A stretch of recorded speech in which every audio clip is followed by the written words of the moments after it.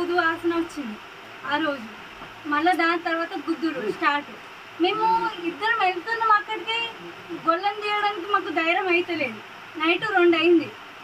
అట్లా అట్లా సైలెంట్ ఉన్నాం. మా ఆయన బాగా టెన్షన్ పడుతుంది, ఏమవుతుంది. మా మర్దికి ఆపరేషన్ అయింది కాలుకి. ఇప్పటికిప్పు మేము ఎటు చూసుకోలేం కదా రూము అని సైలెంట్గా ఉన్నాము. తెల్లారిపోయింది. అమ్మకి అడిగిన బాత్రూమ్ పొక్క అని చెప్పింది. అది బాత్రూమ్ పొక్కమ్మ అని చెప్పింది.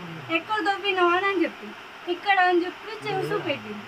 దాని తర్వాత ఈరోజు స్టార్ట్ అయితే ఎందుకు అవుతురని మా ఆయన గట్టి నోటింది. పనికి వచ్చిన నాకు కోపం ఆగలేదు. నా పిల్లలు అంటే రైస్ కుక్కర్ వలగొట్టేసింది. అసలు ఈ రోజు నాకు ఏం జరిగిందో గుర్తులేదు. రైస్ కుక్కర్ వలగొట్టిందంట, మాదే రైస్ కుక్కర్ వలగొట్టిన, నా పిల్లల్ని కొట్టిందంట. నాకు పక్క వాళ్ళు అన్నారు నువ్వు ఇట్లా చేసినావు ఈ రోజు అని చెప్పి. నిజంగా నాకు ఏం తెలియదు అని చెప్పిన. నువ్వు మస్తు గుడ్లు పెద్ద చేసినావు, ఇట్లా భయం అయింది మాకు కూడా అని వాళ్ళు చెప్పింది. ఇక్కడ దబ్బింది బంగారం ఉంది అని అలా అనుకుంటున్నారు. ఇప్పుడు వాళ్ళు ఏమంటున్నారు అంటే జరుగు వెళ్ళు అని ఇట్లా కొబ్బరికాయ తిప్పుకుంటా అంటున్నారు. మాకు ఇక్కడ వంట చేస్తున్నాయి కాబట్టి నాకు అన్నీ వినిపిస్తుంది.